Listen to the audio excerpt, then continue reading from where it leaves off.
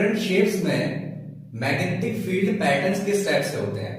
तो सबसे पहले हमने लिया है एक स्ट्रेट कंडक्टर। अगर एक स्ट्रेट कंडक्टर अगर हम लें तो उसके अलाउंड होगा क्या, जो मैग्नेटिक फील्ड पैटर्न्स हैं वो किस तरह से बनेंगी।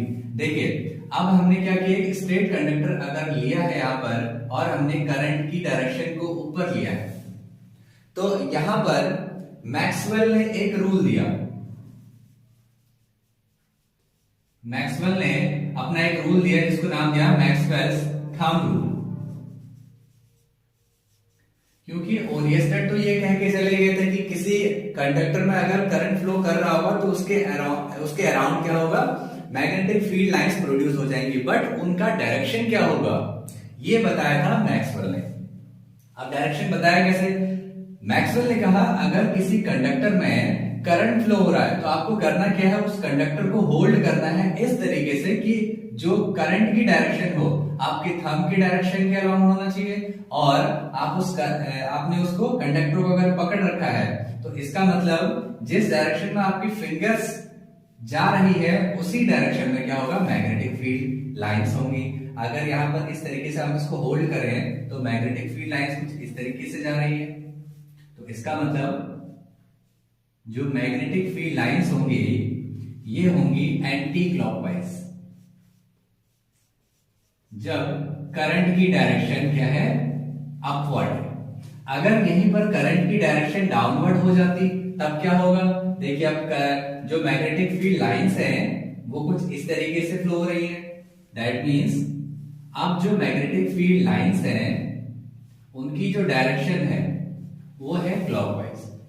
तो इस तरीके से हम लोग मैक्सवेल थंब रूल की हेल्प से किसी कंडक्टर में अगर कोई करंट फ्लो हो रहा है उसके अराउंड मैग्नेटिक फील्ड लाइंस जो होंगी वो क्लॉकवाइज होंगी या एंटी क्लॉकवाइज होंगी, इसके द्वारा हम पता लगा सकते हैं। उसके बाद एक और रूल दिया था इन्होंने, वो दिया था स्क्रू रूल।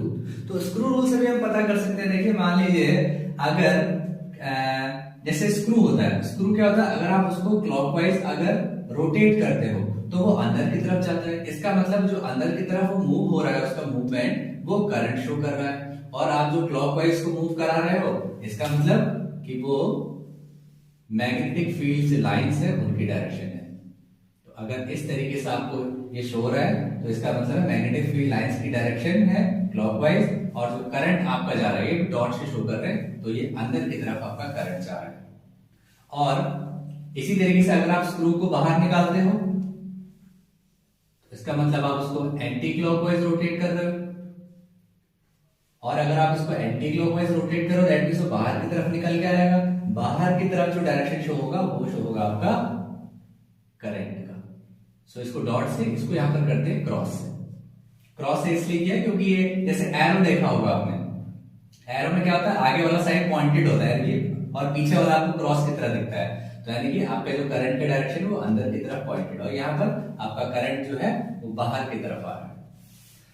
इसके बाद नेक्स्ट हमने क्या किया, अब उस कंडक्टर को अगर मोड़ दिया और मोड़ के एक सर्कुलर लूप के फॉर्म में इसको रख दिया हमने, तो अब क्या होगा, अगर हमने इसको सर्कुलर लूप के फॉर्म में रख दिया इस तरीके से, और हमने इसको एक प्लेन सरफेस के ऊपर रख दिया इस तरीके से, और यहां से हाफ पोर्शन बाहर आ रहा है इसका, और इसको कनेक्ट कर दिया हमने एक बैटरी के साथ। अब यहां से करंट फ्लो होगी। अब यहां पर ये जो पोर्शन है ये ऐसे स्ट्रेट कंडक्टर की तरह बिहेव करेगा, और ये अगर एक स्ट्रेट कंडक्टर की तरह बिहेव करेगा तो इसका मतलब जो मैग्नेटिक फील्ड लाइंस है वो कुछ इस तरह से जाएंगी अंदर की तरफ। तो इसका मतलब ये जो मैग्नेटिक फील्ड लाइंस है वो यहाँ पे यानी कि बिल्कुल कॉर्नर्स में तो इसके बिल्कुल पास होके जाएंगी इस तरीके से एंटी क्लॉकवाइज, और यहां से क्या होंगी थोड़ा दूर होती जाएंगी और यहां से बाहर निकलेंगे इस तरीके से। और यहां पर बात करें क्योंकि ये भी ऐसे स्ट्रेट कंडक्टर बिहेव करेगा, इसका मतलब यहां पर भी कुछ ऐसे सर्कुलर फॉर्म में आपको मैग्नेटिक फील्ड लाइंस दिखेंगे, और यहां पर जो डायरेक्शन होगा दैट इज क्योंकि ये डायरेक्शन ऐसा है तो आपको ये इस तरह से आपको ये डायरेक्शन शो होगा। और इसी तरीके से जो राइट हैंड साइड वाला पोर्शन है, यहां पर भी मैग्नेटिक फील्ड लाइंस कुछ ऐसे सर्कुलर फॉर्म होंगी और ये ऐसे दूर जाती जाएंगी। और क्योंकि यहां पर जो कंडक्टर है इसमें करंट डाउनवर्ड की तरफ मूव कर रहा है, इसका मतलब आपका जो करंट का जो यानी कि मैग्नेटिक फील्ड लाइंस का जो डायरेक्शन होगा वो कुछ इस तरीके से होगा। तो आप ये देखिए कि मैग्नेटिक फील्ड लाइन की जो डायरेक्शन है वो हर जगह पर क्या है, सेम डायरेक्शन में है। यहां पर सेंटर में आते आते ये जो डायरेक्शन है ये बिल्कुल एक स्ट्रेट लाइन के फॉर्म में आ जाती है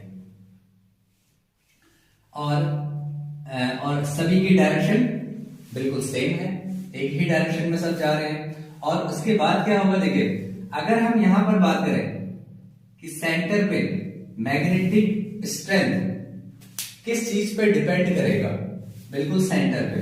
तो एक तो डिपेंड करता है इस करंट पे, यानी कि अगर इस करंट की वैल्यू को बढ़ा दिया जाए, इंक्रीज कर दिया जाए, तो इस सेंटर पे जो मैग्नेटिक फील्ड स्ट्रेंथ होगी वो भी इंक्रीज हो जाएगी। और एक तरीके से और चेंज कर सकते हैं, अगर आपने क्या किया, इसका जो रेडियस है, अगर ये जो आपका जो रिंग है, सर्कुलर लूप है, इसका अगर आपने रेडियस इंक्रीज कर दिया तो उससे क्या होगा, आपके जो सेंटर पे मैग्नेटिक फील्ड स्ट्रेंथ है वो कम हो जाएगी।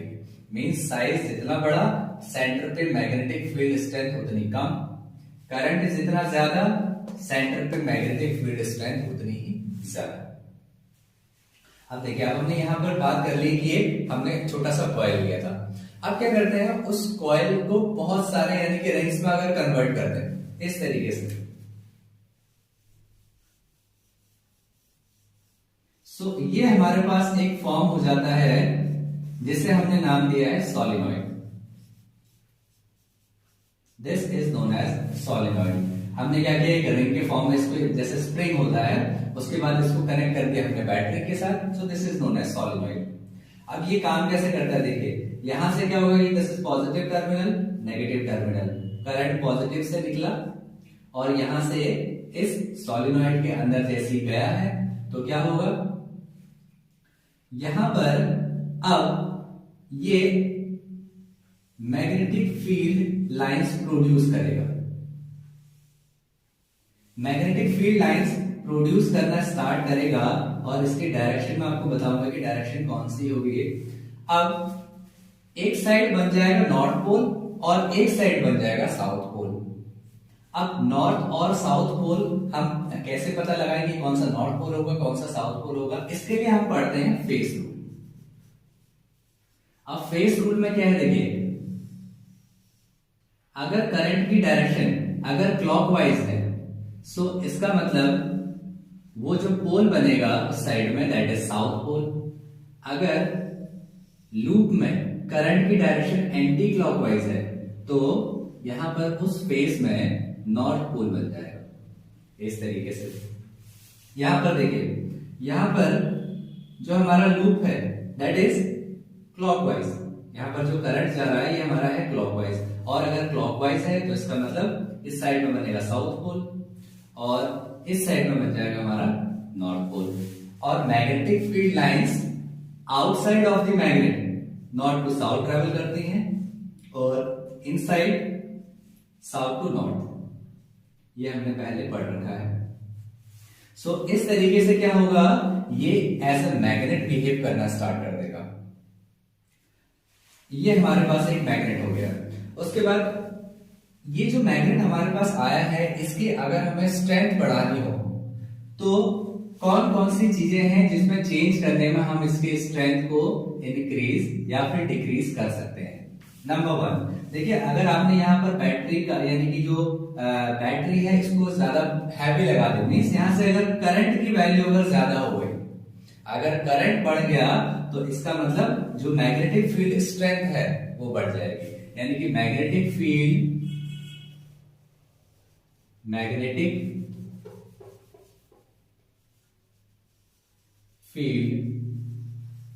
स्ट्रेंथ डिपेंड कर रही है नंबर वन करंट पे।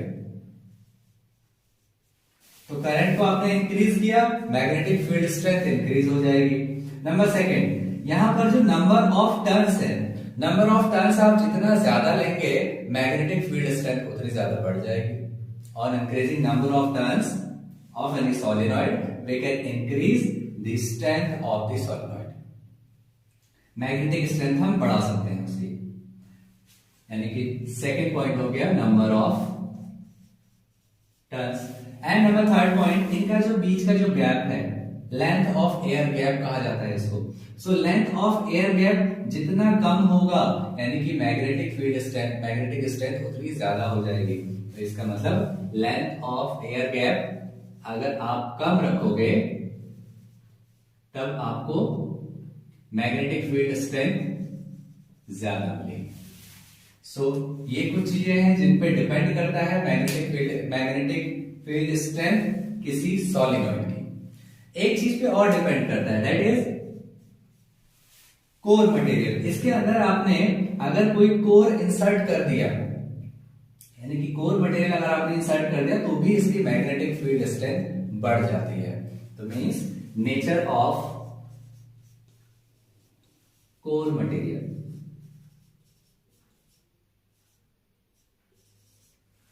तो इन चारों चीजों पे डिपेंड करती है मैग्नेटिक फील्ड स्ट्रेंथ किसी भी सॉलिनॉइड।